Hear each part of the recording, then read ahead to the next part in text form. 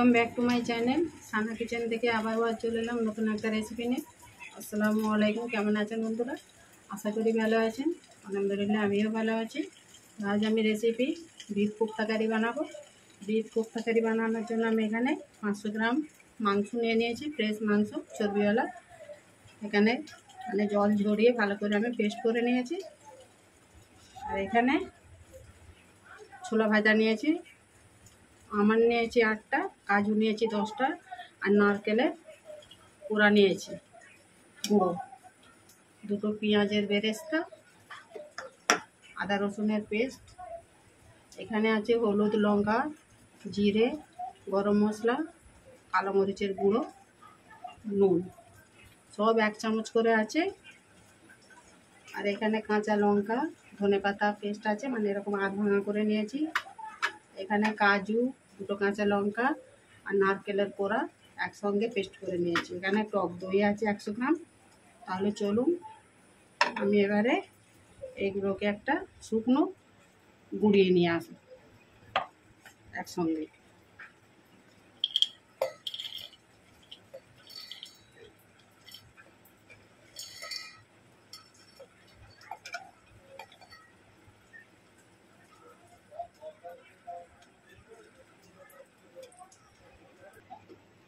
দেখুন গুঁড়িয়ে নিয়ে চলে এসেছে। আর চলুন এবারে আমি এর মধ্যে মশলাগুলো সব দিয়ে দেব।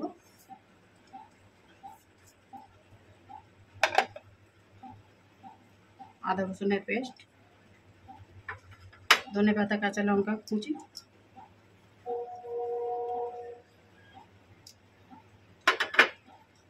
পেঁয়াজের বেরেস্তা একটু ভেঙে দেব,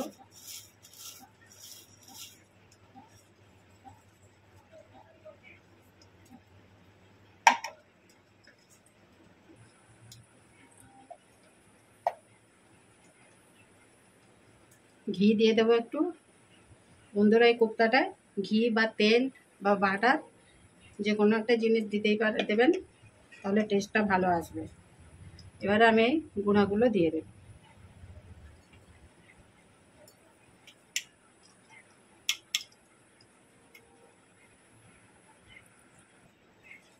এটাকে ভালো করে মাখিয়ে নেব হাত দিয়ে। তো বন্ধুরা এটা হাত দিয়ে মাখাবেন, হাত দিয়ে মাখালেই এটা ভালো হবে।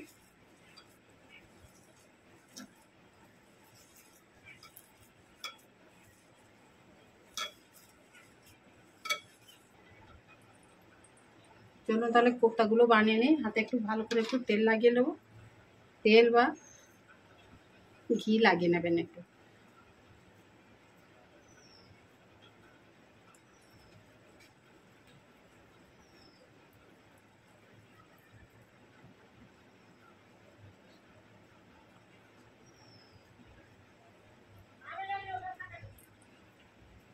দেখুন বন্ধুরা এরকম গোল গোল করে আমি কোফতাগুলো বানিয়ে নেব।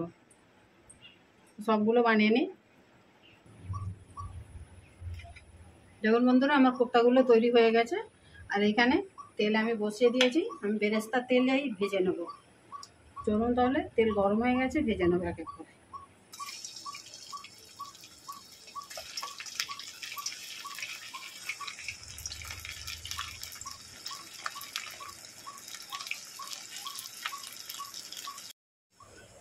দেখুন বন্ধুরা আমি এগুলো একদম হালকা ডিমে আছে ভেজে নেব।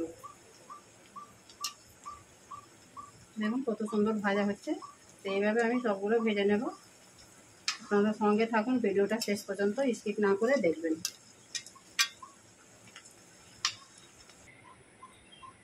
বন্ধুরা কোফতাগুলো ভাজা হয়ে গেছে। চলুন আমি এবারে রান্নাটা শুরু করব। তার জন্য আমি এখানে কড়া বসিয়ে দিয়েছি তেল। আর এখানে শুকনো গরম মশলা নিয়েছি, 3টে এলাচ, লং, দারচিনি দিয়ে দেবো তেলে।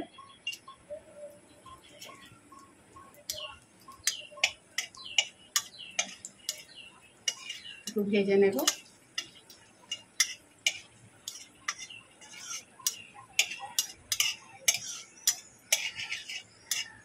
আদা রসুনের পেস্ট দিয়ে দেব, জল দিয়ে দেবো একটু।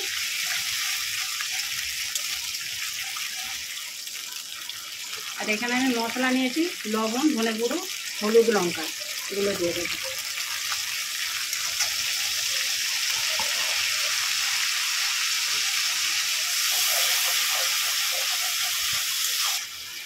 দুটো পেঁয়াজের বেরেস্তা করে নিয়েছি, হাত দিয়ে আমি ভালো করে গুঁড়িয়ে নিয়েছি, দিয়ে দেবো।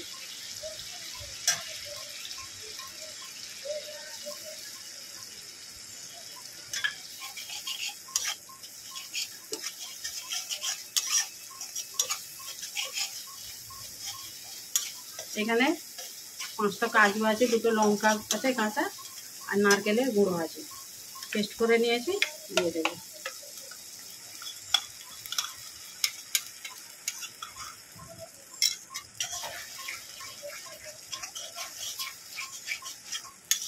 বন্ধুরা, এটা আমি বিফের কোপ্তা কারি বানাচ্ছি, আপনারা চাইলে এটা মটনেরও বানাতে পারেন, সেম পদ্ধতিতে মটনেরও কোপ্তা কারি বানিয়ে নেবেন। এই পদ্ধতিতে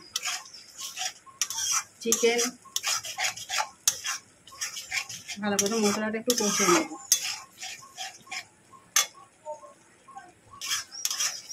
টক দই দিয়ে দেব, বাটি ধুয়ে জল দিয়ে দেব।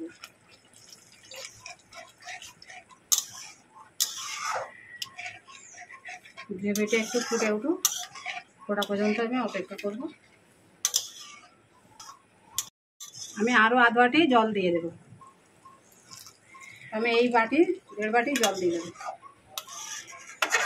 গ্রেভিটা দেখুন, এবারে এটাকে আমি ফুটতে অপেক্ষা করব। ফুটলে আমি কোপ্তাগুলো দিয়ে দেবো।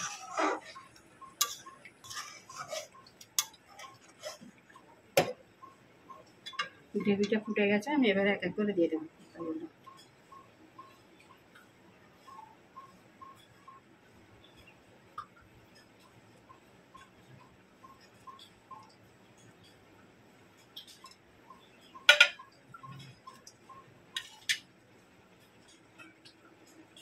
এটাকে আমি 20 মিনিট ঢেকে দেবো।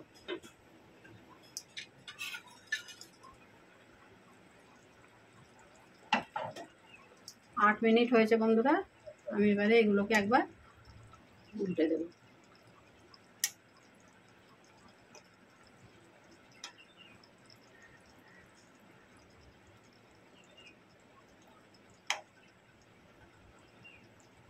এবারে 20 মিনিট হলে আমি রান্নাটা বন্ধ করে দেবো।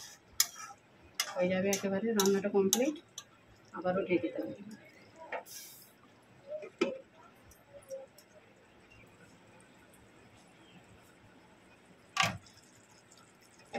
20 মিনিট পর দেখুন বন্ধুরা, ফিরে এলাম। রান্নাটা একদম কমপ্লিট। দেখুন কত সুন্দর হয়েছে। গ্রেভিটা এইভাবেই থাকবে, এরকম মাখো মাখো।